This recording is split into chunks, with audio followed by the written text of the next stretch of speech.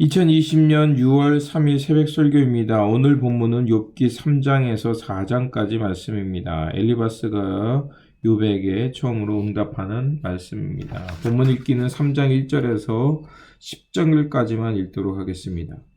그 후에 욥이 입을 열어 자기의 생을 저주하니라. 욥이 입을 열어 이르되 내가 난 날이 멸망하였더라면 사내 아이를 베었다 하던 그 밤도 그러하였더라면 그날이 캄캄하였더라면 하나님이 위에서 돌아보지 않으셨더라면 빛도 그 날을 비추지 않았더라면 어둠과 죽음의 그늘이 그날을 자기의 것이라 주장하였더라면 구름이 그 위에 덮였더라면 흑암이 그날을 덮였더라면 그 밤이 캄캄한 어둠에 잡혔더라면 해의 날 수와 달의 수가 들지 아니했더라면 그 밤에 자식을 베지 못하였더라면 그 밤에 즐거운 소리가 나지 않았더라면 나를 저주하는 자들 곧 리워야단을 격동시키기에 익숙한 자들이 그 밤을 저주하였더라면 그 밤에 새벽 별들이 어두웠더라면 그 밤이 광명을 발할지라도 얻지 못하며 동틈을 보지 못하였더라면 좋았을 것을.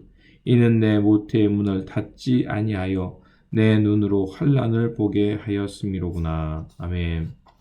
본문은 욥이 자신의 고통이 너무 커서 생을 저주하는 말씀입니다. 그리고 4장은 대만 사람 엘리바스가 욥의 탄식을 듣고서 욥이 당하는 고난은 분명히 원인이 있고 하나님의 심판이라고 말하는 말씀입니다.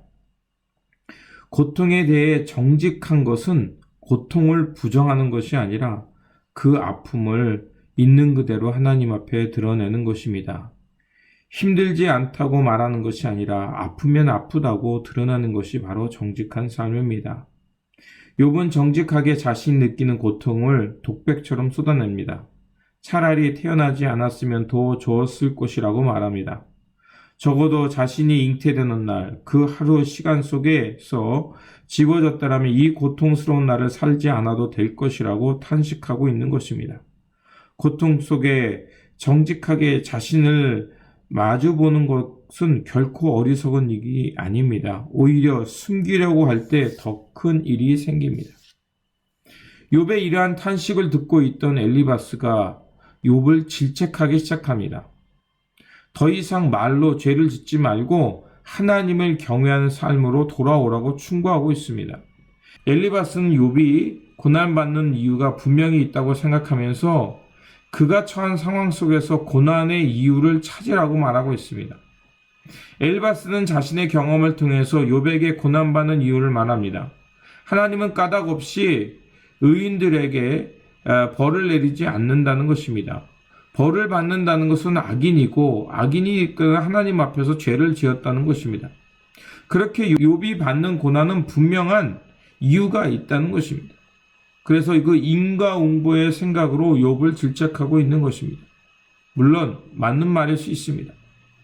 하지만 그 맞는 말이라고 다 도움이 되는 것은 아닙니다. 어렵고 힘든 사람에게 옳고 그름을 따지는 것은 더 큰 상처를 안겨줄 뿐입니다. 그리고 욥의 경우는 사람이 경험한 인과응보의 경험으로 판단할 수 없는 영역에 있는 것입니다. 100마디의 옳은 말보다 친구의 아픔을 공감하며 말없이 함께 울어주는 사람이 진정한 친구입니다. 고난을 인과응보로만 보지 말고 함부로 판단하지 말아야 합니다.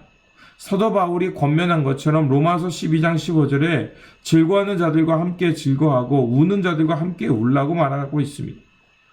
고난받는 이들과 마음을 같이 하는 것, 그것이 바로 덕을 쌓는 일이요 하나님의 평화를 이뤄가는 삶이라 믿습니다.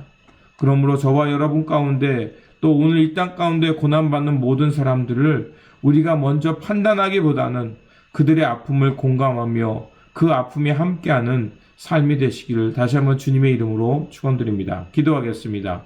긍휼과 자비의 하나님, 고난 속에 탄식하는 욥의 슬픔을 봅니다. 그는 하나님께 자신의 고통을 슬프게 고백하며 아픔을 하나님께 아뢰었습니다.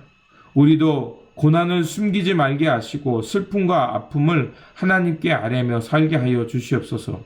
또한 고난받는 이들의 사람을 우리의 경험으로 판단하지 말게 하시고 아파하는 이들과 함께 아파하며 고난받는 이들의 이웃되어 살아가는 우리의 삶이 되게 하여 주시옵소서. 우리 구주 예수 그리스도의 이름으로 기도드립니다. 아멘.